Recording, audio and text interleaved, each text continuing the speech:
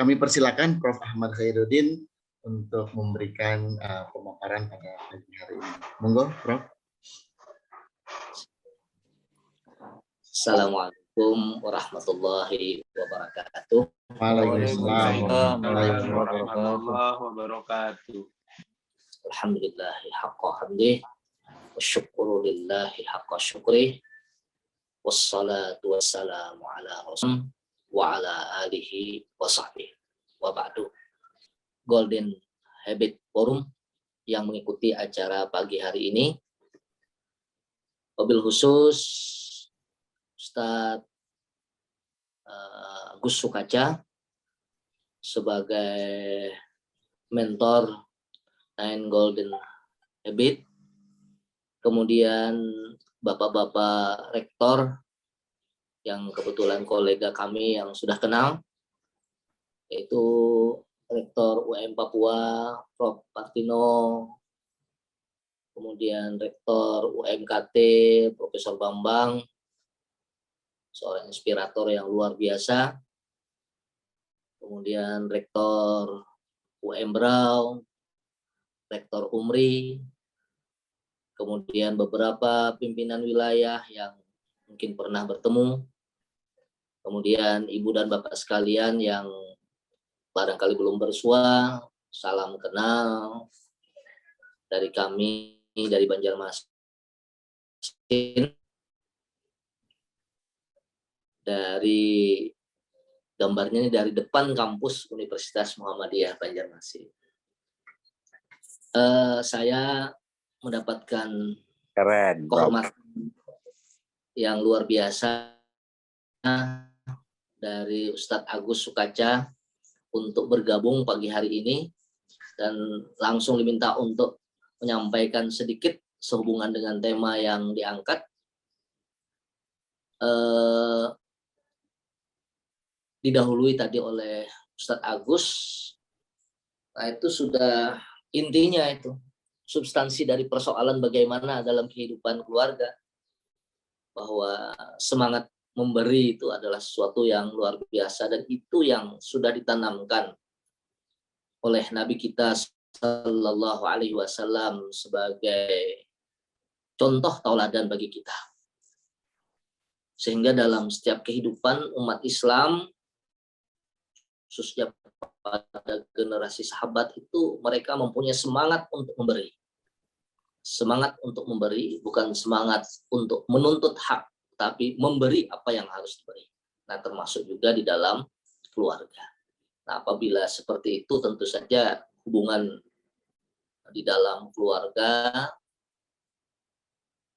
akan menjadi harmonis. Ini masalahnya, kita ini punya musuh laten, musuh abadi, yaitu syaitan, keturunannya iblis, yang pada saat dikeluarkan oleh Allah Subhanahu wa taala dari surga, ia sudah bersumpah untuk menggelincirkan anak cucu Adam dari jalan yang lurus. Apa yang digambarkan oleh Ustadz Agus tadi adalah jalan yang lurus, jalan yang seharusnya. Tapi syaitan sudah bertekad untuk menggelincirkan anak cucu Adam dari jalan yang lurus. Karena Adam, aku dikeluarkan dari surga, maka aku akan gelincirkan Adam dan keturunannya. Tidak banyak yang selamat, kecuali orang-orang yang bersyukur.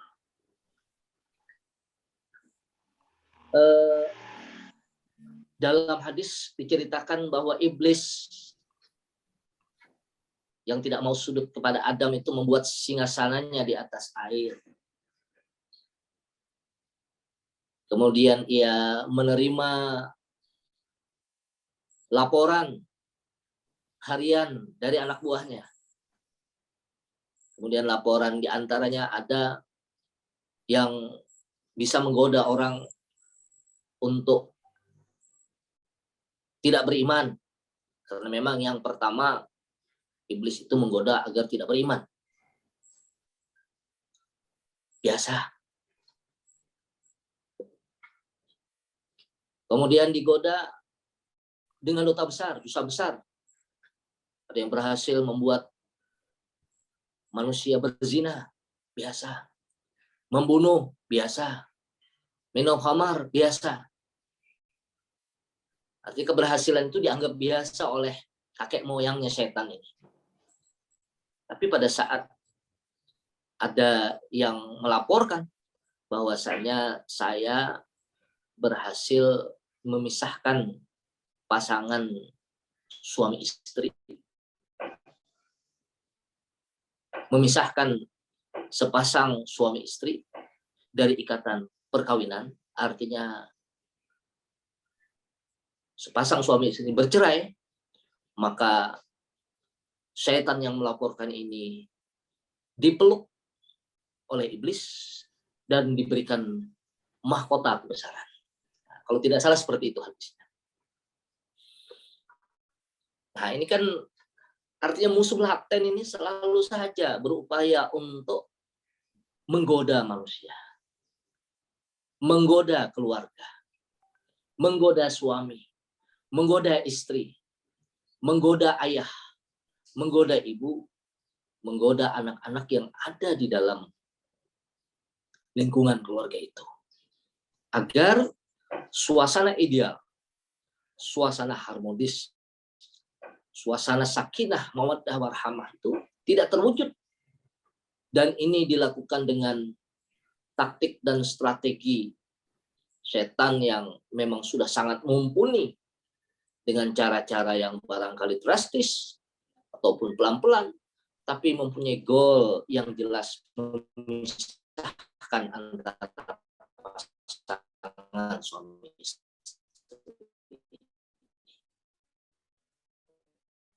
Nah, ini perlu juga kita waspada. Demikian juga di dalam membina hubungan keluarga tadi. Bu dan Bapak, para partisipan yang saya muliakan.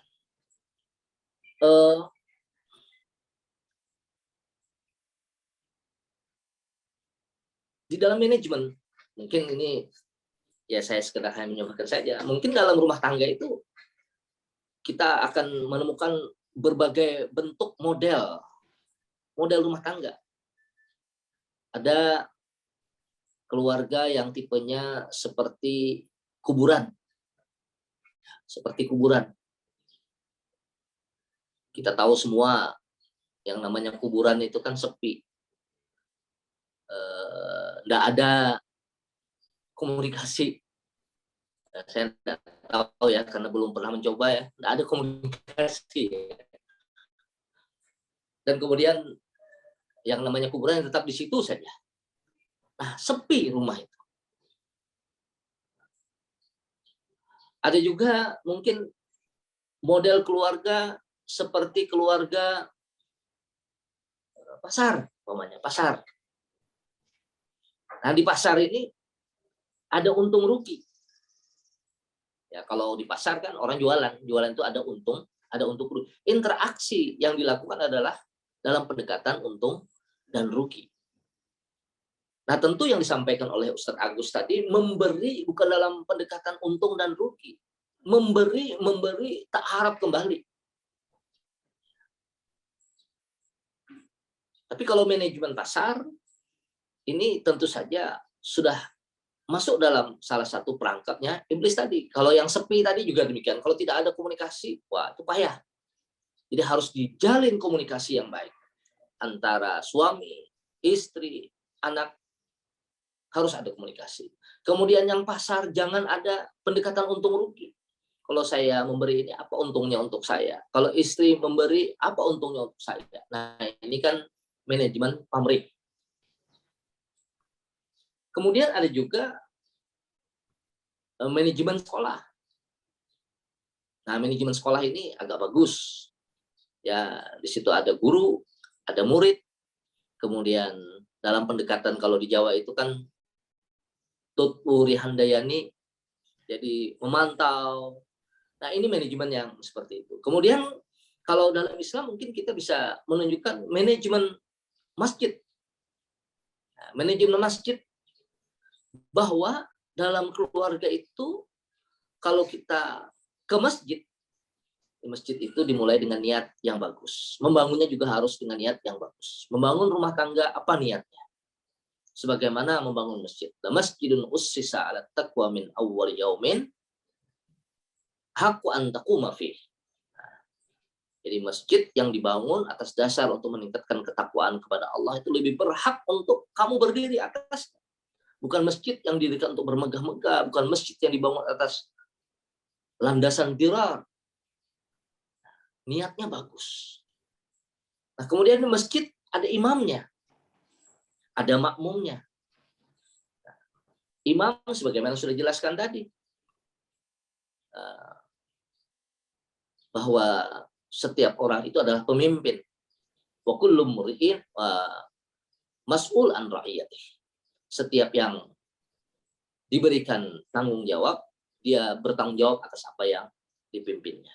Nah, ada pemimpin, imam sebagai pemimpin, ada makmum. Maka sebagai pemimpin harus berupaya untuk menjadi role model. Harus berupaya untuk menjadi role model.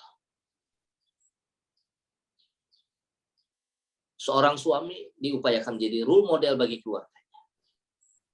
Istri, kalau tadi sebaliknya, ya berupaya semaksimal mungkin untuk menjadi role model. Seperti apa role model kita? Nah, contoh-contohnya tentu saja kalau dalam konteks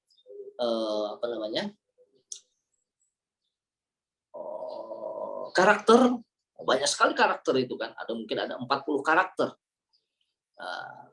Lalu Nabi kita adalah contoh teladan, mungkin kita bisa angkat misalnya apa yang denable karakter utama itu apa.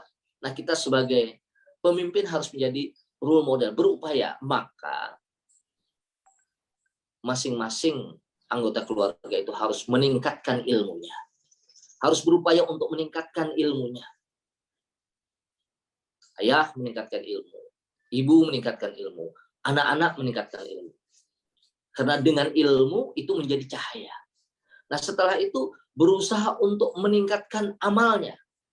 Dalam konteks memberi ini, meningkatkan amal. Yang selanjutnya kemudian, meningkatkan akhlak. Meningkatkan ilmu, meningkatkan amal, meningkatkan akhlak. Nah, Ibu dan Bapak sekalian yang berbahagia, ini hanya sekedar untuk menambahkan saja. Jadi kita memang harus selalu waspada ya. Makanya mungkin ada salah satu doa Nabi Shallallahu Alaihi Wasallam ya. Ini doa perlindungan ya. Allahumma inni a'udzubika min jaris su'i. Ya Allah, aku berlindung kepada Engkau dari tetangga yang jahat. Kemudian yang kedua, wa a'udzubika min zaujin tusayyibuni qabla al-masib.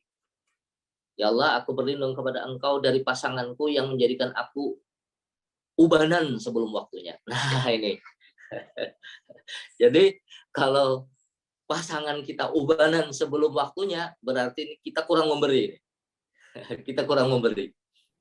Atau kalau kata orang Banjar, malah sebaliknya, memberi muar. Memberi tapi muar. Memberi muar, ya. Pasangan kita beruban sebelum waktunya, suami beruban karena istrinya. Nah, mungkin sikapnya dan sebagainya sehingga pusing. Kalau tadi memberi nafkah, nafkahnya kurang dan seterusnya. Nah, ini bisa menjadikan suami beruban sebelum waktunya. Nah, kita berlindung, kata Nabi. Allahumma inni a'udzubika min jauzin tusayyibuni qablal masih. Sebaliknya juga, istri bisa beruban sebelum waktunya kalau punya suami yang kerjanya hanya marah-marah saja. Marah-marah saja. Ini kan sesuatu yang barangkali kalau pada saat awal jaga image, jaim, tapi selanjutnya keluar sifat aslinya, kerjanya marah-marah, sedikit-sedikit marah, sedikit-sedikit marah, marah kok sedikit-sedikit, nah, begitu ya. Nah, sehingga kemudian istrinya beruban sebelum waktunya. Ini umum sekali. Nah, tapi sekali kita harus waspada ini. Jadi yang namanya setan tadi mendapatkan mahkota dari iblis pada saat bisa memisahkan sepasang suami istri. Nah, jadi saya sangat sependapat apabila ada semangat memberi lebih, itu adalah sesuatu. Keluarga adalah prototipe sebuah komunitas terkecil. Nah, kalau keluarga seperti itu, keluarganya pasti akan sakinah. Masyarakat kalau semangatnya adalah semangat memberi, tidak menuntut, ini adalah masyarakat. Kan zaman Nabi ada protes kan? Orang sholat, kami sholat, orang kaya sholat. Kami puasa, orang kaya puasa. Tapi pada saat orang kaya bisa berinfak, bisa bersedekah, kami nggak bisa, wahai Nabi. Kata Nabi, kamu mau nggak saya berikan ajaran, amalan yang nilainya sama dengan infaknya orang kaya itu? Yaitu baca subhanallah, alhamdulillah, Allahu Akbar 33 kali setelah sholat. Senang orang-orang miskin tadi. Senang orang-orang miskin tadi pada pulang ke rumah. Tapi kemudian ternyata apa yang disampaikan Nabi ini bocor. Orang-orang kaya juga melaksanakan itu. Mereka datang lagi, Nabi, gimana ini yang diajarkan kepada kami bocor? Kata Nabi, nah kalau itu bukan urusan saya. Karena Allah memberikan kebaikan kepada siapa yang dikehendakinya. Nah, jadi persoalan ini tadi semangat memberi. Mereka iri kepada orang kaya itu bukan karena, kalau sekarang kan orang melihat, wah, kalau datang dengan sepeda, wah ini tapi kalau datang dengan motor gede, Lexus, jadi melihat kepada materi. Nah, sedangkan sahabat-sahabat Nabi itu secara umum diajari semangat memberi. Kami pengen jadi orang kaya supaya kami bisa memberi. Nah, begitu kan? Nah, mudah-mudahan nilai-nilai yang sudah disampaikan oleh Ustadz Agus tadi bisa kita pahami, kita hayati, dan menjadi praksis kehidupan kita semuanya. Barangkali pengantar atau tambahan dari saya. Mohon maaf pada para senior. Nah, ini karena undangan Pak Agus yang memaksa saya untuk berbicara di pagi hari ini. Billahi taufiq wal hidayah. Wastabiqul khairat. Assalamualaikum warahmatullahi wabarakatuh. Waalaikumsalam warahmatullahi wabarakatuh. Terima kasih Prof. Herudin atas penegasannya kembali tadi dalam materi pagi hari ini. Alhamdulillah. Terima kasih kami ucapkan. Baik Bapak Ibu sekalian, kita masih punya waktu kurang lebih sekitar 14 menit sebelum sesi ini kita berakhir. Kami persilakan Bapak Ibu sekalian untuk kepada Bapak Ibu sekalian, jika memang ada yang ingin memberikan feedback ataupun pertanyaan, diskusi, kami persilakan. Sebelum ini sudah ada beberapa pertanyaan Bapak Ibu di kolom chat, tapi kami persilakan terlebih dahulu jika ada yang memang ingin langsung mengungkapkan secara langsung. Monggo, tadi sepertinya ada yang raise hand. Jika belum, mungkin saya coba bacakan dulu. Ini nanti monggo bisa dijawab oleh Ustadz Agus atau Prof. Herudin. Ini Assalamualaikum dari Palopo ini, Mas Ud dari Palopo. Assalamualaikum, bagaimana kalau ada suami selalu merasa seorang pemimpin, tetapi tidak pernah memberi nafkah kepada istri dan anak-anaknya? Apakah keluarga ini harus dipertahankan atau bagaimana? Selanjutnya ini dari Basuki RSI JPK. Assalamualaikum Ustadz Dr. Agus, berkenaan dengan penjelasan Ustadz tadi, semangat memberi manfaat untuk keluarga dan orang lain, dan itu menjadi manusia lebih utama. Mohon pencerahan bagaimana kalau ini justru menjadi tindakan yang pada akhirnya mengambil alih tugas dan kewajiban orang lain, yang tadi juga dalam penjelasan tadi malah menjadi tidak mendidik, seperti dari Pak Basuki ya, Pak Basuki Pondok Kopi. Ya, itu mungkin untuk sementara Ustaz Agus dan juga Prof. Herudin, monggo. Ya, baik. Yang pertama dari Palopo ya, saya kira kalau suami tidak memberi nafkah itu berarti dia tidak memberikan manfaat. Ya. Ini sesuatu hal yang paling utama dia abaikan. Berarti dalam konteks ini dia tidak lebih utama dari istri. Yang utama justru istrinya. Tidak mendapatkan nafkah, tetapi masih menjalankan tugas sebagai istri dengan baik. Di situ istri dia menjadi manusia yang lebih utama daripada suami. Nah, mudah-mudahan tidak ada suami yang seperti itu. Kalau ada, ini ya berarti memang dia tidak berusaha untuk menjadi manusia yang utama. Ya. Tadi pertanyaannya apakah keluarganya masih harus dipertahankan? Nah, itu yang merasakan keluarganya itu ya. Jadi kalau dirasa itu masih bisa diatasi, ya, istri masih bisa mengatasi, dipertahankan, saya kira itu pengorbanan istri yang luar biasa. Itu seorang istri yang luar biasa. Tapi kalau misalnya sudah tidak tahan lagi, ya, mau diselesaikan, saya kira itu salah satu solusi yang juga diberikan di dalam ajaran agama kita. Ya, artinya itu yang merasakan adalah keluarga, bagaimana kemudian itu bisa menjadi media untuk memberi. Ya. Mungkin suami tidak memberikan nafkahnya karena memang tidak punya kerjaan sehingga tidak punya. Nah, di sini saya kira kebesaran jiwa seorang istri yang mungkin punya penghasilan, nah ini akan menjadikan sang istri ini menjadi lebih utama.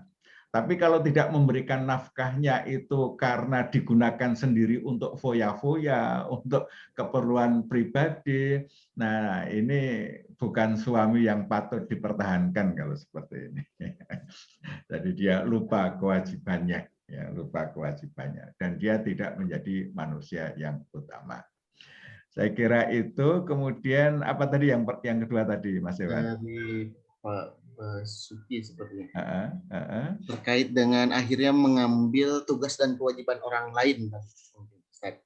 Ya, jadi tugas orang lain diambil ya, misalnya harusnya tugas suami diambil alih ya.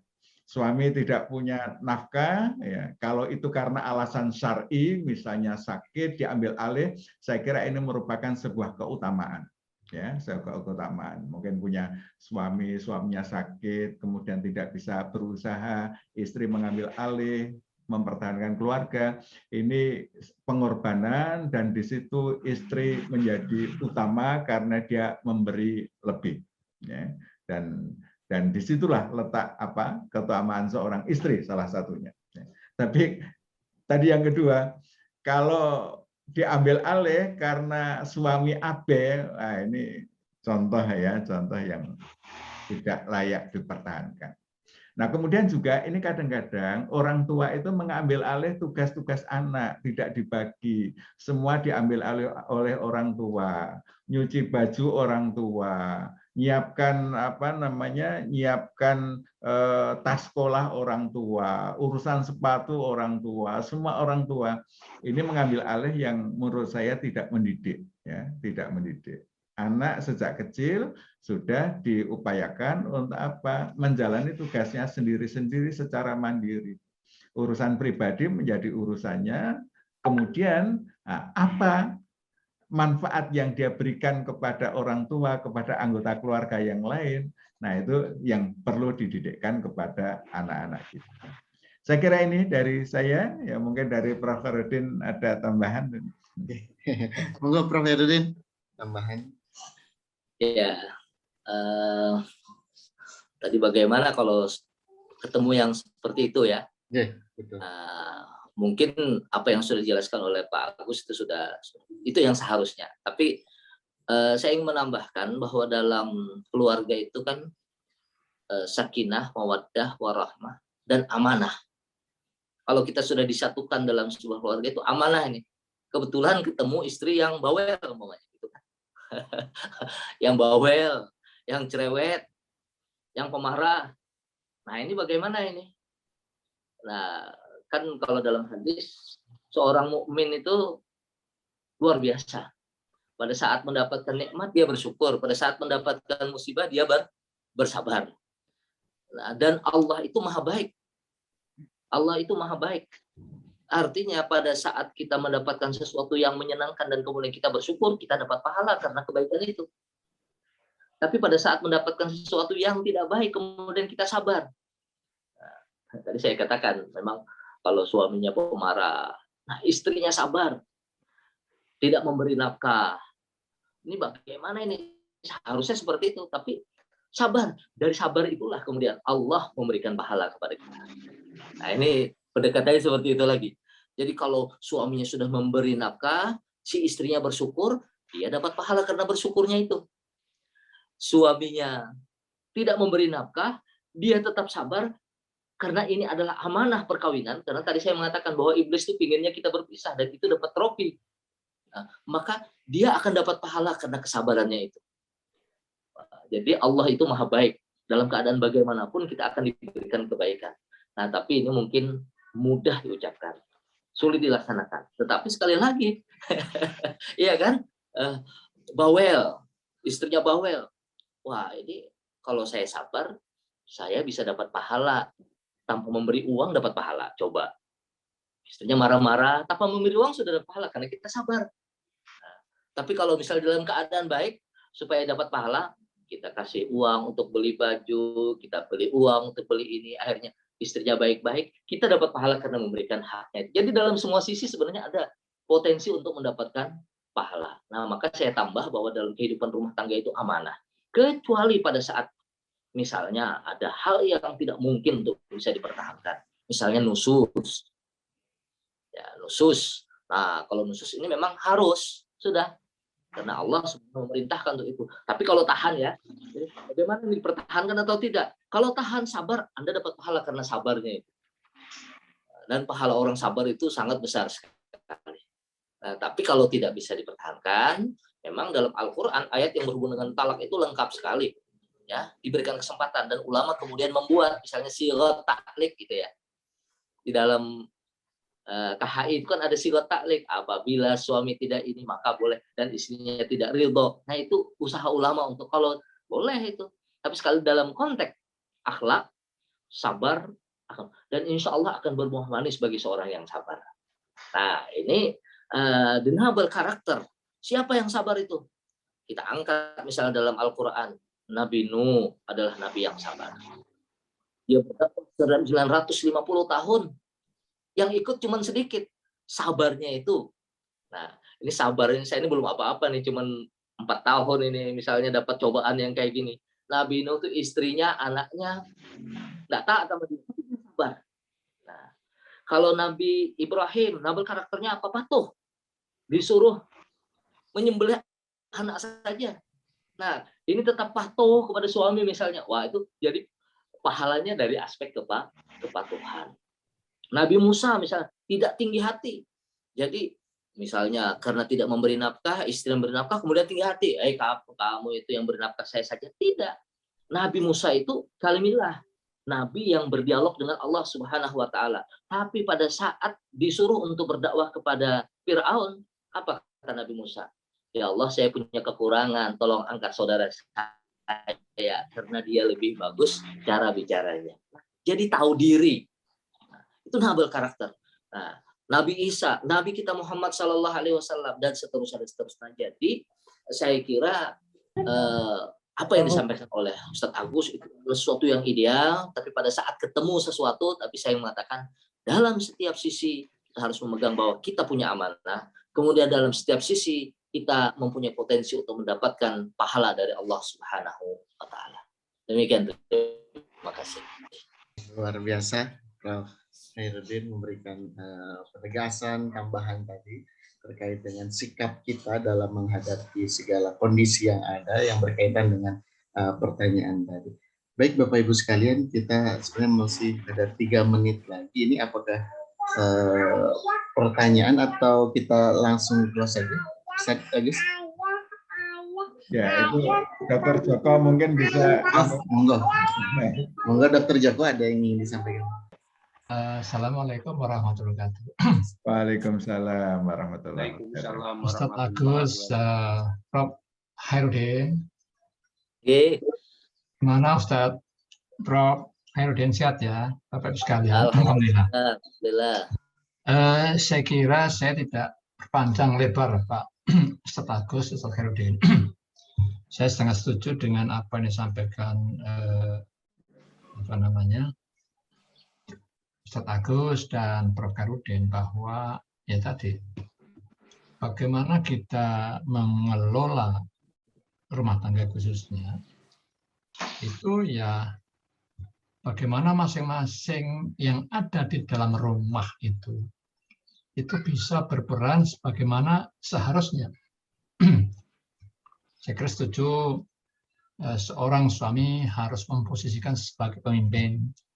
Kemudian seorang istri, anak-anak itu sebagai yang dipimpin. Jadi saling yang apa ya, kata Rasulullah barangkali ya, kata Agus dan Prof. Herudin, bagaimana yang tua itu mengasihi yang muda itu menghormati yang tua. Maka dengan begitu insya Allah rumah tangga itu sakinah, mawaddah, warahmah, dan apa ya surga di dunia itu. Baiti janati, saya kira itu saja salah satu poinnya, Prof. Herudin. Terima kasih. Ya, terima kasih. Oke.